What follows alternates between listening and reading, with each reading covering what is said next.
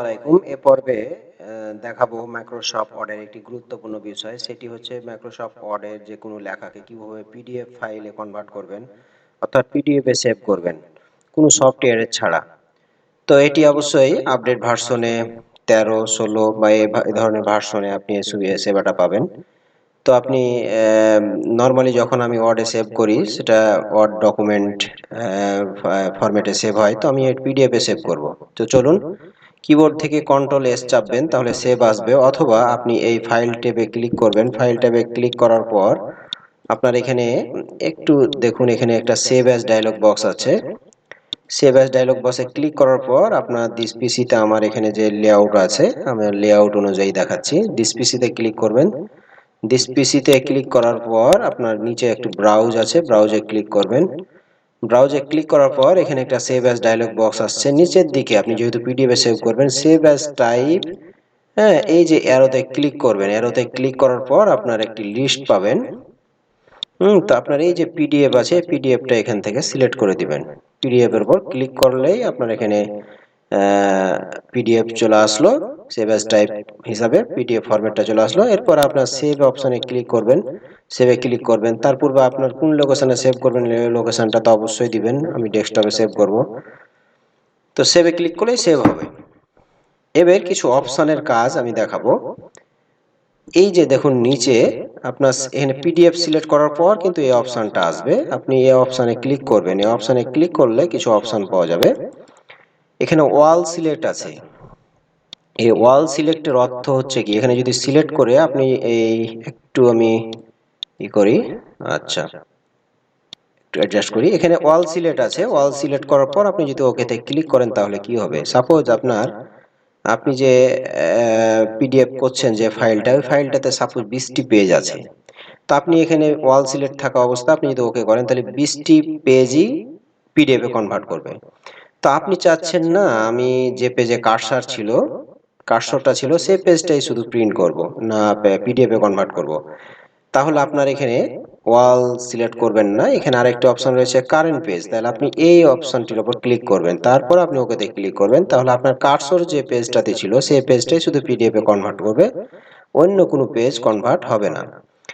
এরপরে আপনি চাচ্ছেন যে আমি অল্প কিছু লেখা যেগুলো সিলেক্ট করেছি, সিলেক্টকৃত লেখাগুলোই শুধু পিডিএফ এ কনভার্ট করব। তাহলে আপনি লেখাগুলো সিলেক্ট করবেন। সিলেক্ট করার পর আপনি এখানে অ্যাক্টিভ হয়ে যাবে এটা।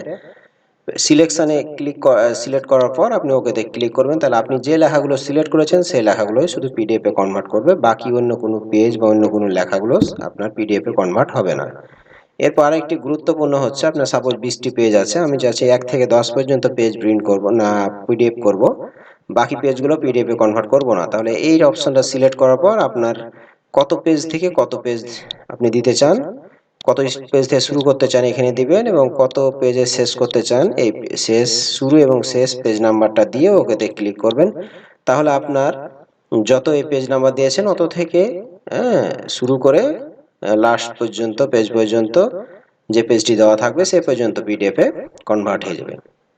এরপরে এখানে একটা অপশন রয়েছে, হ্যাঁ, এগুলো অবশ্যই একটু না জানলেও হয়, কিন্তু অবশ্যই জানলে থাকলে ভালো হয়। পাবলিশ হট, এখানে ডকুমেন্ট করা থাকে ডিফল্ট হিসাবে, এটি করবেন।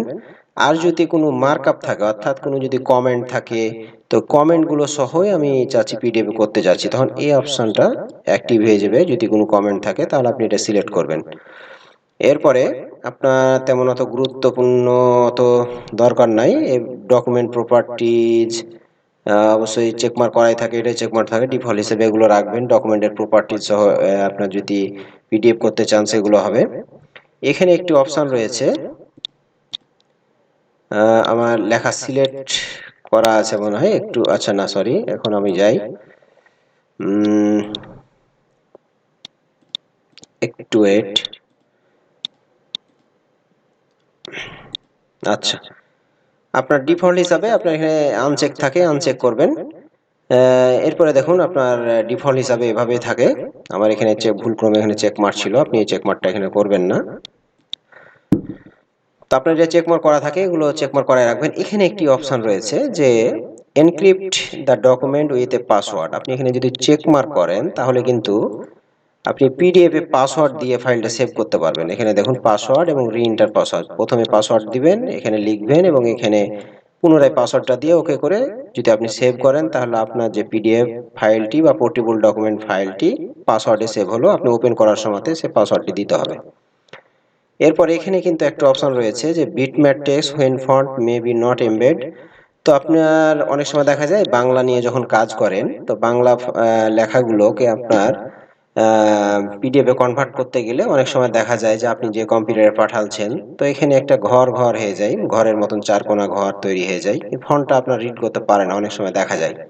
তো আপনি একটা কাজ করবেন, এই যে নিচে একটু টুলস আছে, এই টুলসে ক্লিক করে এখানে সেভ অপশন আছে, সেভ অপশনে গিয়ে আপনার এখানে একটি অপশন রয়েছে এমবেড ফন্ট ইন লাইভ, এখানে চেক মার্ক করবেন এবং তিনটাতেই চেক মার্ক করবেন, চেক মার্ক করে ওকে করে রাখবেন, তাহলে ফন্টগুলো এমবেড হয়ে যাবে। এরপর আপনি পিডিএফ করলে আপনার আর কোনো ঘরগুলো আর লেখাগুলো ঘর ঘর হয়ে আপনার সমস্যা করবে না।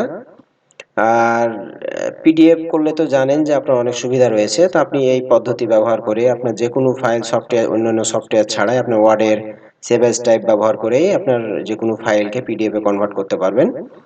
এছাড়াও আপনার সেভ এজ ছাড়াও কিন্তু অন্যভাবে পিডিএফ করা যায়। এই যে এক্সপোর্ট রয়েছে, এক্সপোর্টে ক্লিক করলেই আপনার সরাসরি এই যে ক্রিয়েট যদি পিডিএফ বা এক্সপিএস এ ক্লিক করেন তাহলে পিডিএফ এ ফাইলটি আপনার পাবলিশ করলে, আপনি যে কোনো লোকেশনে পাবলিশ করলে আপনার এটি পিডিএফ এ সেভ হয়ে যাবে।